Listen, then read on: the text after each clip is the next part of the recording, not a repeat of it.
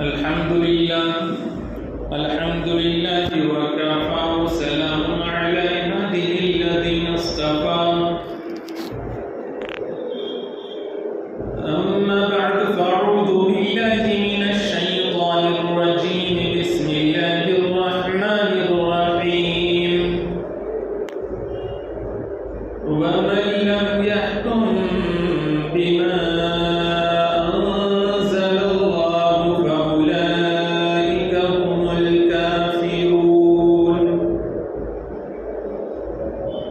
صدق الله مولانا العلي العظيم وقال النبي صلى الله عليه وسلم لا يؤمن أحدكم حتى يكون هواه تبعا لما جئت به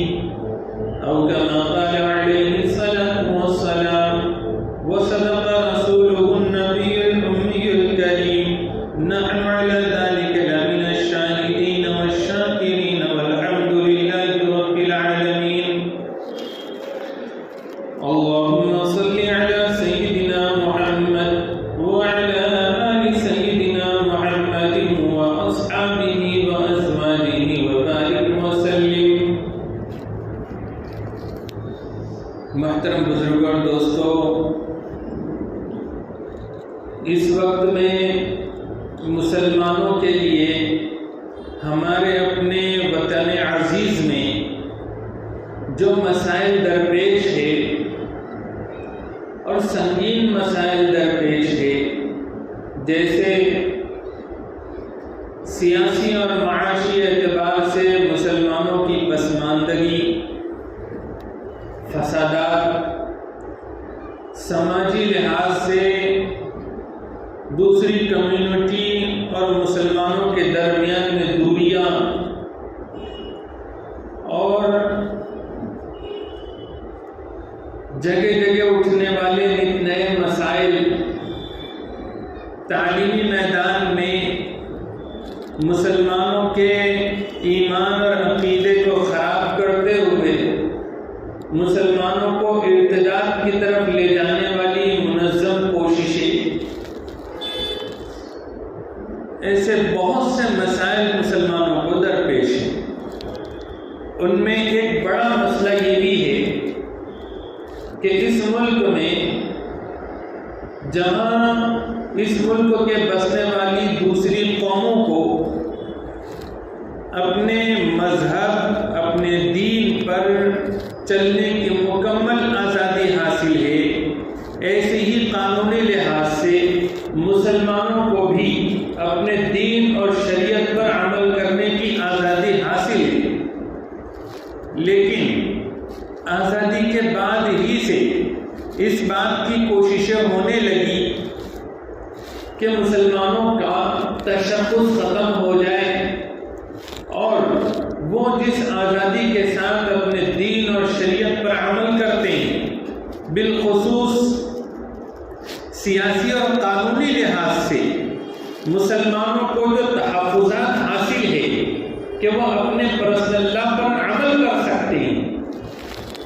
اسلامی ریت رواج اور اسلامی شریعت کی روشنی میں شادی، طلاق، خلا، وراثت، ہبہ، وقف اور اس طرح کے آئلی اور دیگر مسائل، اس پر وہ قانونی اور سیاسی لحاظ سے عمل کر سکتے ہیں. تو اس کے لیے منظم کوششیں ہونے لگی، کبھی دبی ہوئی اور کبھی کھلی ہوئی، اور مسلمانوں کو ان کے آئلی مسائل میں اپنے دین اور شریعت پر عمل کرنے کی جو چھوٹ تھی اس کو ختم کرنے کی کوششیں ہونے لگی. یہ مسلمانوں کے لیے ایک بڑا مسئلہ ہے، بڑا چیلنج ہے، کیونکہ جو آئلی مسائل ہوتے ہیں، جو شخصی مسائل جن کو کہا جاتا ہے، پرسنل لا جسے کہا جاتا ہے، تو یہ پرسنل لا کسی بھی قوم کے ہو، وہ پرسنل لا ان کے ایمان اور عقیدے سے جڑی ہوئی چیزیں ہوتی ہیں. ان کی جو آستھا اور ان کی جو مانیتائیں ہیں ان کے دھرم کی، تو اس سے جڑی ہوئی وہ چیز ہوتی ہے. جیسے اب شادی ہے، تو شادی میں ایک شوہر ایک بیوی کے لیے ایک مخصوص عمل کے ذریعے سے حلال ہو جاتے ہیں۔ یہ حلال ہونا یہ ان کے ایمان سے جڑی ہوئی چیز ہوتی ہے۔ اسی طرح سے طلاق ہونے کے بعد ایک شوہر کا بیوی پر حرام ہو جانا یا ان کا رشتہ ختم ہو جانا، یہ بھی ان کے دین اور ایمان سے جڑی ہوئی چیز ہوتی ہے، ورنہ ظاہر میں تو کوئی فرق معلوم نہیں ہوتا کہ ایک لڑکا ایک لڑکی ساتھ میں رہتے ہیں، میاں بیوی جیسے وہ تعلقات قائم کرتے ہیں، ان کے یہاں اولادیں ہوتی ہے،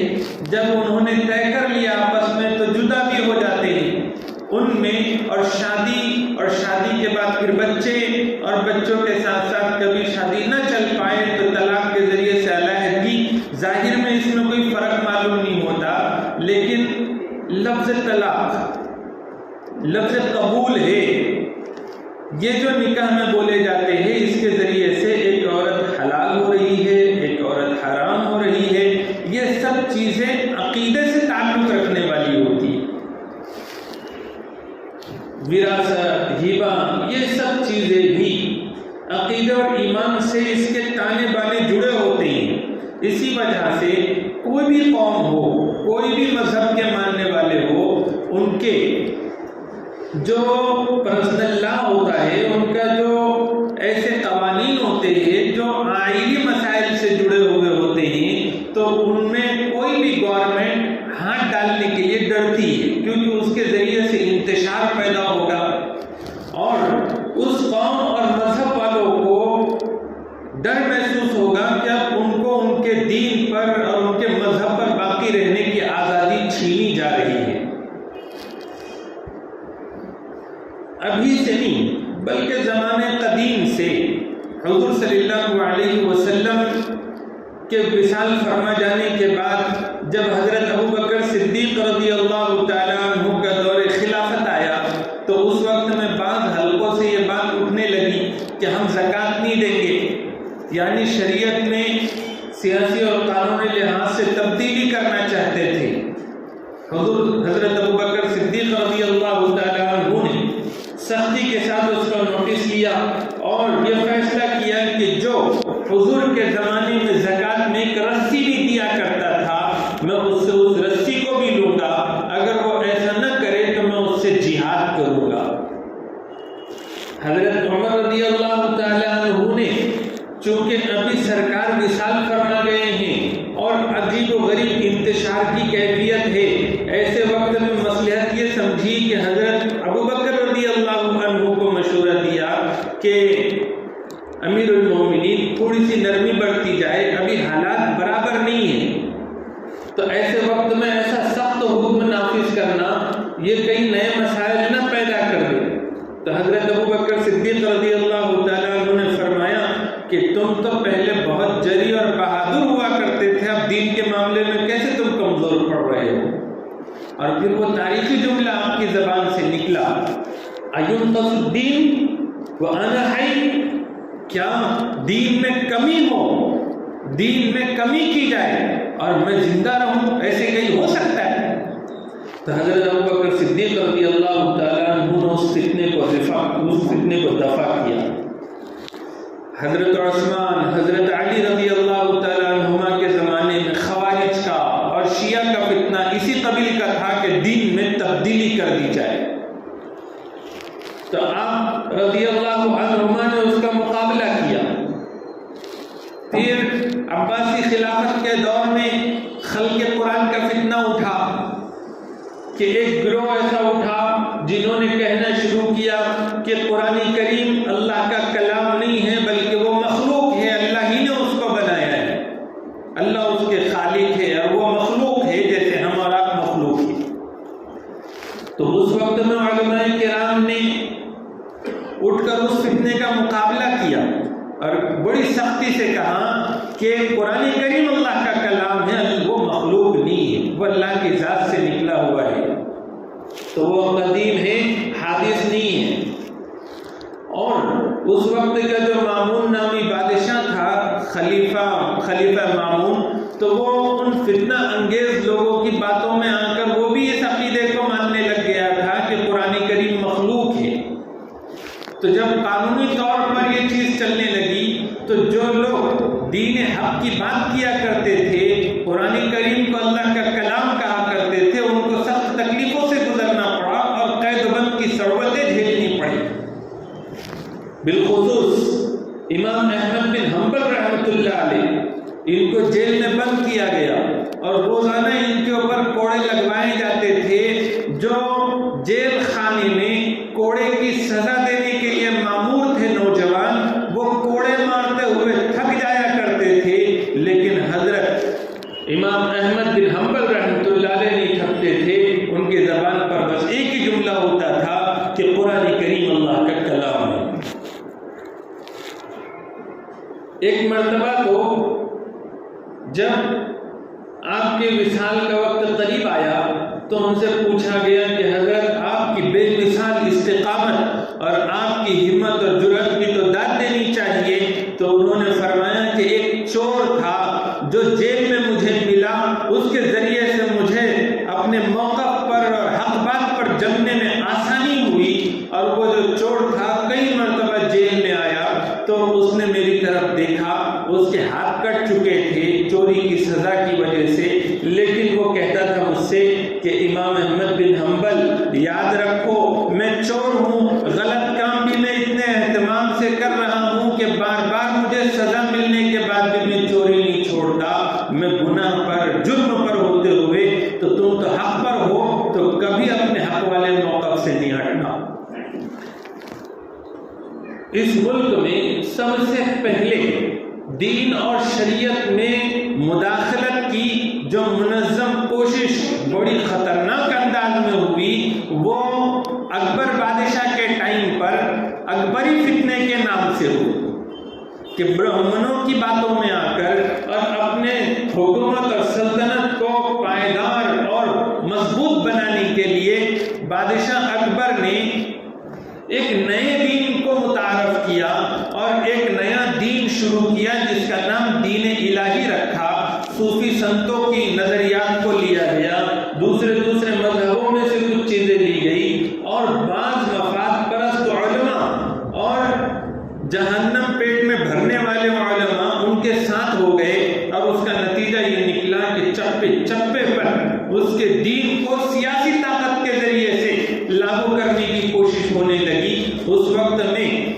شیخ سید احمد سرہندی رحمۃ اللہ علیہ، جن کو ہم مجدد الفسانی رحمۃ اللہ علیہ کہتے ہیں، وہ کھڑے ہوئے اور وہ سلسلہ نقشبندیہ کے ایک عظیم بزرگ ہیں۔ انہوں نے اپنے مکتوبات کے ذریعے سے اور اپنی اصلاحی کوششوں کے ذریعے سے حکومت کے ایوان میں اور وزیروں تک کے بات پہنچا کر وہ اس فتنے کا مقابلہ کیا، اور ایک وقت آیا کہ حضرت سرہندی رحمۃ اللہ علیہ کی محنتوں کی برکت سے وہ فتنہ دب گیا اور ختم ہو گیا۔ اس ملک میں جب مغلیہ سلطنت تھی تو اس وقت میں یہاں کی عدالتوں کا جو قانون تھا وہ اسلامی قانون تھا،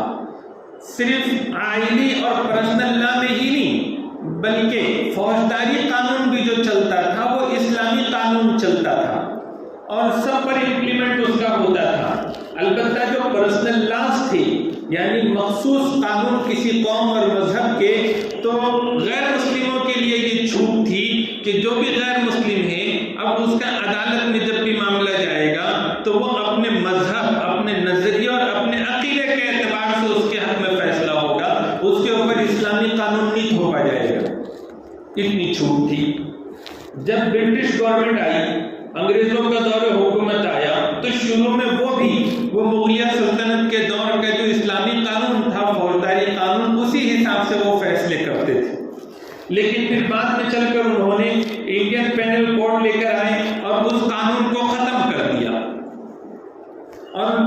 وہ لوگ اس اعتبار سے عملی طور پر کوششیں کرتے تھے کہ ہر مذہب والے کو پرسنل لا میں اس کی آزادی حاصل ہو، اس کی وہ کوشش کرتے تھے، لیکن عمومی طور پر ایسے حالات بن گئے کہ مسلمانوں کو بھی اب دوسری تہذیبیں اور دوسری قوموں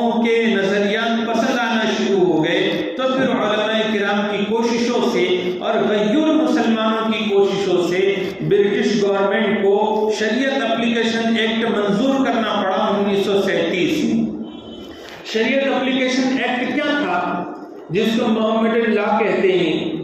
جس کو ہم پرسنل لا کہتے ہیں، مسلم پرسنل لا، وہ کیا تھا؟ وہ یہ تھا کہ چند مخصوص چیزوں میں، نکاح، طلاق، خلا، ہبہ، وراثت، وقف اور اس طرح کی چیزوں میں ایک مسلمان کا جب معاملہ کورٹ میں آئے گا اور تو دونوں طرف والے مسلمان ہیں تو پھر ان کے اوپر شرعی جو قانون ہے تو وہ امپلیمنٹ ہوگا اور شریعت کے قانون کے حساب سے ان کا فیصلہ ہوگا۔ 1937 میں یہ قانون پاس ہوا اور پھر جب 1947 میں دیش آزاد ہو گیا اور پھر 1950-51 میں جب اس ملک کا دستور سیکولر دستور بنا اور یہ جمہوری حکومت بنی تو ہمارے دستور نے دستوری اعتبار سے اس ملک کے بسنے والے ہر باشندے کو اپنے پسند کے مذہب پر چلنے کی اور اپنے مافی ضمیر کو ادا کرنے کی، اپنے پسند کی زبان بولنے کی اور اپنی تہذیب اور تمدن کی حفاظت کی یہ آتھینٹسٹی اور اس کی گارنٹی دی، تو ہر ایک اپنے آپ کو آزاد محسوس کرنے لگا۔ اور قانون میں وہ 1947 کا تو شریعت اپلیکیشن ایکٹ تھا جس کو ہم محمد لا کہتے ہیں، تو وہ جیسے انگریزوں کے زمانے کا بنا ہوا تھا اس کو قانون کا حصہ بنا دیا گیا۔ جب ڈیبیٹ ہوتی ہے کسی جگہ پر تو مسلمانوں کی زبان بند کرنے کے لیے سوال فوراً داغ دیا جاتا ہے کہ تم کہتے ہیں کہ شریعت میں مداخلت برداشت نہیں کریں گے تو کیا یہ دیش شریعت سے چلے گا؟ تو اس کا جواب یہی ہے کہ جس دستور کو تم اور ہم مانتے ہو، جس قانون کو تم اور ہم مانتے ہو، اسی قانون کے حساب سے ہم چاہتے ہیں کہ دیش چلے، کیونکہ اسی قانون نے ضمانت دی ہے شریعت اپلیکیشن ایکٹ کے لاگو ہونے کی اور وہ اس کے مطابق مسلمانوں کو اپنے شریعت کے مطابق معاملات حل کرنے کی۔ تو پھر جب شریعت کے حساب سے پورا دیش نہیں چلے گا لیکن جس حصے کو شریعت کے قانون نے مانا ہے تو یہ قانون کے حساب سے اس کو امپلیمنٹ تو کرنے دو۔ یہ کوئی دیش سے ٹکرانے والی بات نہیں ہے۔ اس دیش میں دستوری طور پر جو حق مسلمانوں کو دیا گیا ہے اس حق کو حاصل کرنے کی بات ہے۔ ظاہر سی بات ہے جس طرح سے دوسری قوم کا ایک آدمی اس ملک کا شہری ہے اس کو سارے حقوق حاصل ہے، ایسے ہی ہر مسلمان کو بھی حاصل ہے، اس کو بھی دوسرے نمبر کا شہری بنانا ایک انتہائی درجے کا ظلم ہے۔ یہ شریعت اپلیکیشن ایکٹ لاگو تھا اور معاملات چل رہے تھے، لیکن کوشش یہ ہونے لگی کہ عدالتوں کے ذریعے سے، پارلیمنٹ کے ذریعے سے، میڈیا کے ذریعے سے اور تعلیمی میدانوں میں تعلیمی ترقی کے نام پر لوگوں کے ذہن سازی کے ذریعے سے یہ کوشش ہونے لگی کہ جو شریعت اپلیکیشن ایکٹ منظور ہے جس کے تحت ہر مسلمان کو اپنے آئلی اور آئلی قوانین میں اور پرسنل لا میں ان کو چھوٹ ہے، وہ اپنے شریعت کے مطابق عمل کریں گے۔ تو اب یہ کھٹکنے لگا اور کھٹکنے کے ساتھ ساتھ یہ باور کروانے کی کوشش ہوئی کہ یہ مساوات کے خلاف ہے، ایکویلٹی کے خلاف ہے، دفعہ 14-15 کے خلاف ہے۔ اسی طرح سے یہ بتانے کی کوشش ہوئی کہ پورے ملک کا ایک ہی قانون ہونا چاہیے، سول قانون بھی اور آئینی قوانین بھی ایک ہی طرح کے ہونے چاہیے، اس میں اس دھرم کا الگ اس دھرم کا الگ نہیں ہونا چاہیے، یعنی یونیفارم سول کوڈ نافذ ہونا چاہیے، کیونکہ اس دیش کا جو قانون کا وہ حصہ جو ڈائریکٹیو اصول مانے جاتے ہیں، رہنما اصول مانے جاتے ہیں، اس میں ہے کہ اس ملک میں یونیفارم سول کوڈ آئے، یعنی دھیرے دھیرے ہر وقت کی حکومت اس کی کوشش کرے کہ سمانتا ہو سب میں اور یونیفارم سول کوڈ ہو، یعنی کہ ایسا نظام ہو کہ شادی بیاہ ہو، طلاق خلا ہو، وراثت ہبہ ہو، سب کا ایک جیسا ہو، اس میں کوئی بھید بھاؤ نہیں ہونا چاہیے۔ حالانکہ رہنما اصول میں صرف یہی ایک اصول نہیں ہے، بہت سارے اصول ہیں، جیسے ایک اصول یہ ہے کہ پورے دیش میں نشہ ختم کیا جائے، پورے دیش میں ہر ناگرک کو مفت تعلیم دی جائے، یہ بھی رہنما اصول میں ہے، لیکن یہ ساری چیزوں کو بازو رکھ کر اس ایک ایشوز کے اوپر ہر وقت میں حکومت اپنا ایجنڈا بنا رہی ہے اور کوشش ہوتی ہے کہ کسی طریقے سے مسلمان جو اپنے مذہبی حقوق حاصل کیے ہوئے ہیں کسی طرح سے اس کے پر قطر لیے جائیں اور ایک مسلمان بے بس بن کر چوری چھپے بس اپنے مذہب پر عمل کرنے والا شہری بن کے رہ جائے۔ ایسی صورت میں جبکہ شروعات ہو چکی تھی، متبنہ بل لایا گیا تھا، یعنی جو لے پالک ہوتا ہے جس کو گود دیا جاتا ہے، اسلامی شریعت کے حساب سے جو گود لیا ہوا بچہ ہے تو قرآن کے حساب سے، حدیث کے حساب سے اس کو میراث میں حصہ نہیں ملتا، لیکن اس کو چیلنج کیا گیا، ایک بل لایا گیا پارلیمنٹ میں اور اس کو منظور بھی کر لیا گیا۔ ایسے وقت میں جب ایک بہت عجیب و غریب فضا بنی ہوئی تھی دیش کی، علماء کرام اٹھے، دانشور اٹھے، غیرت مند مسلمان اٹھے اور 1972 میں ممبئی میں ایک کنونشن ہوئی، شریعت کنونشن، اور اس کنونشن میں یہ فیصلہ لیا گیا کہ متبنہ بل ہم کو منظور نہیں ہے۔ اس کے ساتھ ساتھ یہ بھی ایک فیصلہ لیا گیا کہ ہم ایک پلیٹ فارم بنائیں گے مسلم پرسنل لا بورڈ کے نام سے، آل انڈیا مسلم پرسنل لا بورڈ کے نام سے، اور پھر وہ بورڈ بنایا گیا اور 1972 میں آل انڈیا مسلم پرسنل لا بورڈ کا قیام عمل میں آیا۔ یہ بورڈ ایسا ہے کہ جس کے اندر ہر مسلمانوں کے ہر مسلک، ہر مشرق، ہر تنظیم کے افراد مل کر یہ بورڈ تشکیل پایا اور آج تک الحمدللہ یہ اپنے پورے وسائل کے ساتھ، پوری فکر مندی کے ساتھ کام کر رہا ہے۔ اس بورڈ نے قائم ہونے کے بعد سے بہت سارے کام انجام دیے۔ جب بھی عدالتوں میں شریعت کے خلاف فیصلے ہوئے اس کو چیلنج کیا، بابری مسجد کا کیس ہو یا ٹرپل طلاق والا کیس ہو، اس سے پہلے شابانوں کا جو کوڈگی والا کیس تھا کہ ایک عورت کو طلاق دے دی گئی اور طلاق دینے کے بعد اب دوسری شادی تک یا موت تک اس کو شوہر کے پاس سے نفقہ ملنا چاہیے تھا، تو ایسے قانون کے خلاف اور بہت ساری چیزوں میں بورڈ قانونی لڑائی لڑتے آیا ہے۔ سماجی لحاظ سے بھی انہوں نے حکومت پر دباؤ بنانے کے لیے ہر وقت مہمیں اور تحریکیں چھیڑی اور مسلمانوں کے دین اور ایمان سے جڑا ہوا ہونے کی وجہ سے معاملہ سارے ہی مسلمان اس کے دست و بازو بنے رہے اور انہوں نے یونٹی کا، اتحاد کا ثبوت بھی ہر زمانے میں دیا۔ لیکن یہ مسائل ختم نہیں ہوئے، یہ مسائل تو دن بدن بڑھتے جا رہے ہیں اور یہ بتا رہے ہیں مسائل کہ جس حد تک تم مسلم پرسنل لا بورڈ سے جڑے ہوئے تھے تو مسلم پرسنل لا بورڈ کو بھی اپنی جد و جہد کا دائرہ بڑھانے کی ضرورت ہے اور مسلمانوں کو ان سے اور پہلے کے مقابلے میں زیادہ مضبوطی کے ساتھ اس کے کھڑے رہنے کی ضرورت ہے، تاکہ اس ملک میں مسلمان اپنے تشخصات کے ساتھ، اپنے قانونی تحفظات کے ساتھ اور اپنی مذہبی آزادی کے ساتھ یہ اپنی نسلوں کو چلاتے رہیں اور یہ دیش محفوظ رہ سکے اور دیش میں ہر مسلمان کو یہ احساس ہو کہ وہ اس دیش کا ایک آزاد ہندوستانی ہے۔ اس کے لیے مسلم پرسنل لا بورڈ کی جو جدوجہد رہی ہے وہ سنہری الفاظ میں لکھے جانے کے قابل ہے۔ مسلم پرسنل لا بورڈ نے اصلاح معاشرہ کمیٹی بنائی جس کے کنوینر مولانا عمرین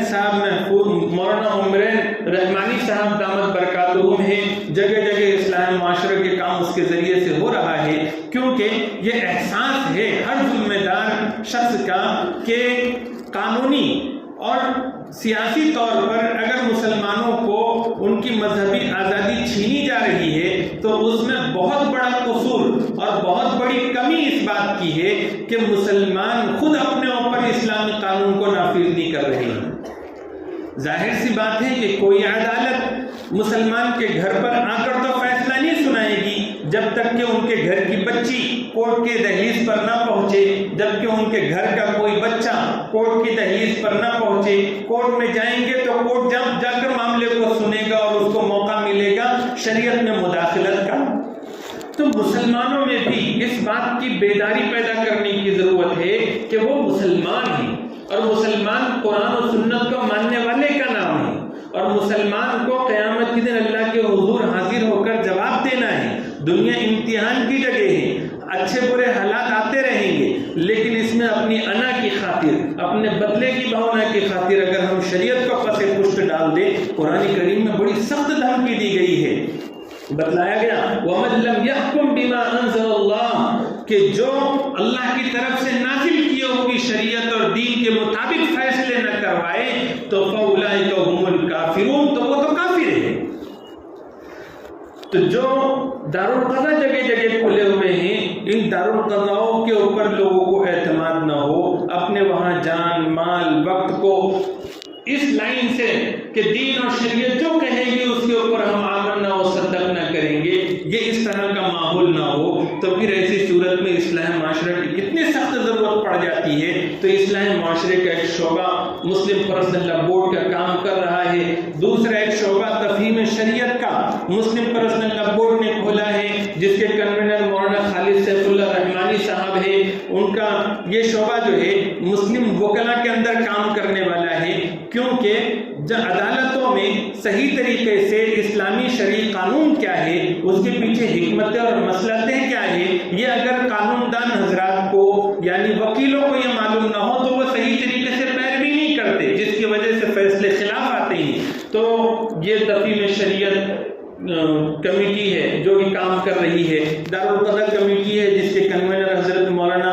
عتیق احمد بستوی صاحب دامت برکاتہم ہے، جس کے ذریعے سے ملک کے چپے چپے پر ہر بڑے شہر میں دارالقضا کھولے گئے ہیں اور کھولے جا رہے ہیں تاکہ مسلمانوں کو اپنے آپسی معاملات میں شریعت کی رہنمائی ملے اور وہ خوشی خوشی جائیں اور اپنے ایمان کو ہی اپنے اوپر پولیس بنا کر زبردستی اپنے آپ کو وہاں لے جائے خود کو، اور جو فیصلہ آئے تو کتنا ہی کیوں نہ مخالفت میں جا رہا ہو، صرف اللہ کو حاضر ناظر جان کر اور اللہ کی ذات پر اعتماد کرتے ہوئے اپنے اوپر اپنے ایمان کے بلبوتے پر اس کو نافذ کرے، کیونکہ دارالقضا کے پاس کوئی پولیس فورس تو نہیں ہے، یہ سرکاری ادارہ بھی نہیں ہے، یہ سماجی اعتبار سے باہمی رضامندی سے معاملے کو نمٹانے کی ایک جگہ ہے جہاں قرآن اور شریعت کی روشنی میں کام کیا جاتا ہے۔ اس وقت میں مسلم پرسنل لا بورڈ کے جو صدر ہیں حضرت مولانا رابع حسنی ندوی دامت برکاتہم، اللہ ان کی عمر میں خوب اضافہ فرمائے، عافیت کے ساتھ برکتیں عطا فرمائے، اور ان کے سرکردگی اور سرپرستی میں بورڈ کام کر رہا ہے، اور اس وقت میں اس کے جنرل سیکریٹری حضرت مولانا خالد سیف اللہ رحمانی صاحب دامت برکاتہم ہیں۔ ان کی اپنے مراٹھواڑہ علاقے میں ایک ہفتے کا دورہ ہے، جس میں کل سے وہ دورہ ان کا شروع ہوگا، پیر کی دن جالنا شہر میں ان کی آمد ہے، اور ان کی آمد پر اپنے حمزہ مسجد نریمان نگر میں صبح کے وقت میں علماء، ٹیچر اور جتنے بھی دانشور لوگ ہیں، کیونکہ علماء بھی دانشوروں میں آتے ہیں، وکیل بھی، ٹیچرز بھی اور دوسرے سماجی سیاسی سرکردہ لوگ، وہ ان حضرات کے لیے رکھا گیا ہے، اس میں خواتین کے لیے بھی پیچھے نظم کیا گیا ہے۔ تو صبح پیر کے دن صبح 10:30 بجے سے وہ پروگرام شروع ہوگا، تو آپ حضرات سے اپیل اور درخواست ہے کہ صبح کے اس پروگرام میں بھی پہنچے، اور شام میں مغرب کی نماز کے بعد بلال مسجد محمد چوک میں